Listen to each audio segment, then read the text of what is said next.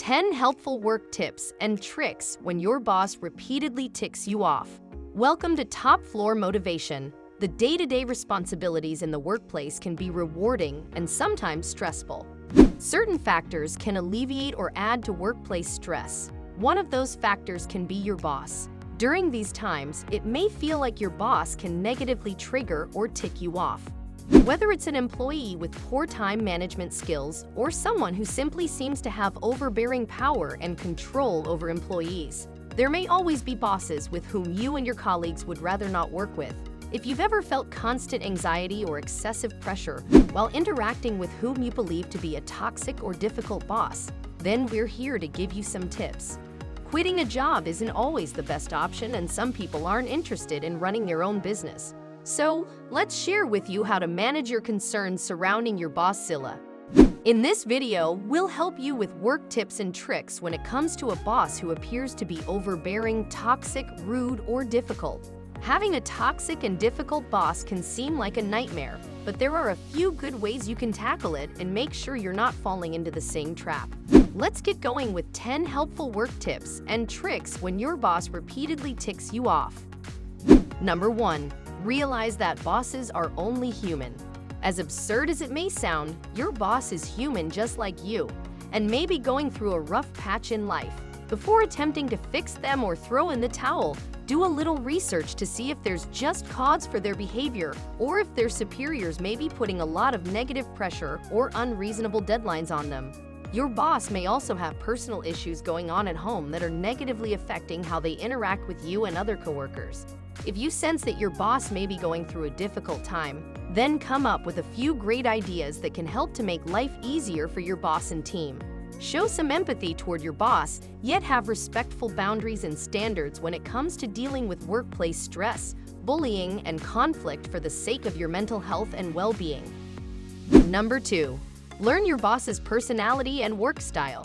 Is your boss a micro or macro manager? Are you clearly aware of how your boss prefers work responsibilities to be done and delivered?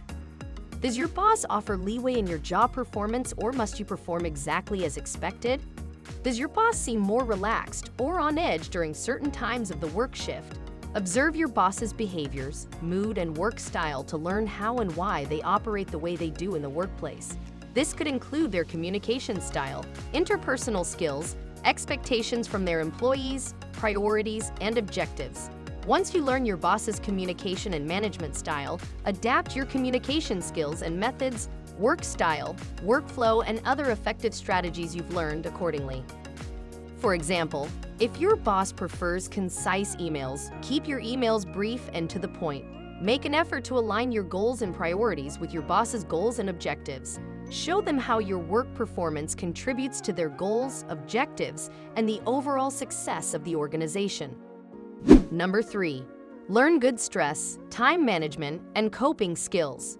Learning good stress, time management, and coping skills can help you to cope with workplace stress and conflict in many ways. One of the primary benefits of learning stress management skills is that it can help you manage your stress levels and interpersonal relationships in the workplace to stay focused and productive. By learning the triggers, causes, and effects of stress and how to respond to them best and effectively, you can reduce the impact of stress on your work performance and overall life satisfaction. When you learn time management skills, you can prioritize your workload, create a schedule, set achievable goals, and use your time more efficiently. This, in turn, can lead to improved productivity, which can further reduce stress levels and improve job satisfaction. Learning good stress, time management, and coping skills can provide you with the skills necessary to cope with workplace stress and enhance your work performance, satisfaction, and overall well-being. You can even choose to share some of the tips you've learned with your colleagues and boss. It may help them to adopt a different perspective or outlook that helps everyone in the workplace and improve your personal lives. Number 4. Focus on the greater picture and your personal goals. No matter how callous, rude, or unprofessional your boss may seem, do your best to not allow it to negatively influence your work performance and relationships. Work to maintain good relations with your boss and other corporate leaders to retain your job and attain greater heights. Find effective ways to positively adjust, adapt, manage, and progress. However, it's important to know what and how much you can tolerate. Never tolerate inappropriate and unwelcome sexual advances from your boss or coworkers, and remember that mixing business and pleasure can backfire in the workplace. Number 5. Find a remote job.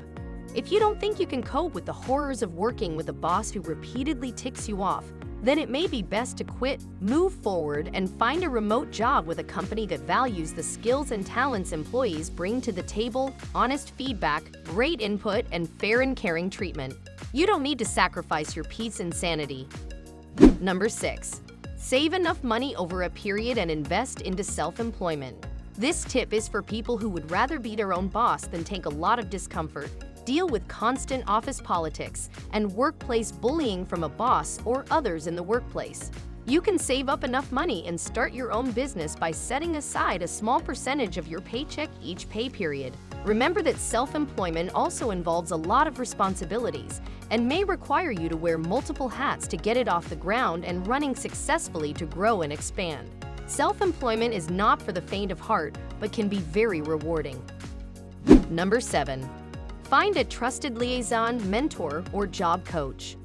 Job coaches have an extensive network of resources and can advise you on advocacy, legal issues, or mentoring opportunities to help resolve your workplace issues.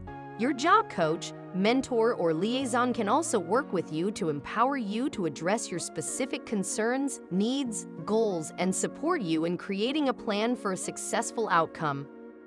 Number 8. Consider whether going to human resources is a viable option. It may be appropriate to report your concerns to human resources. However, you should familiarize yourself with your company's policies and procedures for reporting such issues before doing so. Weigh the potential consequences and repercussions of reporting your boss. You can consult with an employment lawyer or seek advice from a trusted counselor or advisor ahead of time to learn more about your options. Keep in mind that the work world or city that you live in can seem like a small place when people in different workplaces are connected outside of workplaces.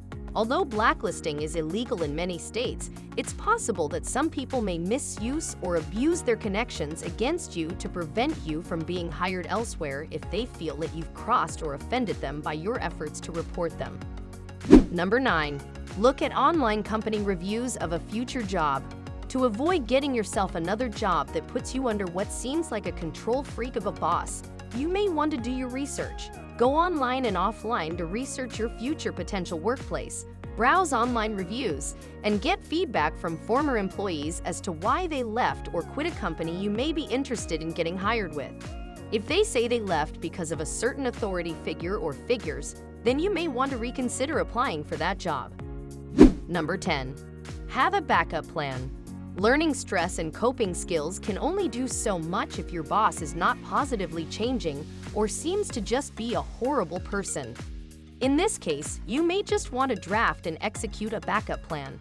Save enough money to sustain you before you quit, search for a new job, venture into self-employment, or make any drastic or uniformed moves. It's ideal to save enough money that would help you survive for at least 6 months while you look for another job or into other options.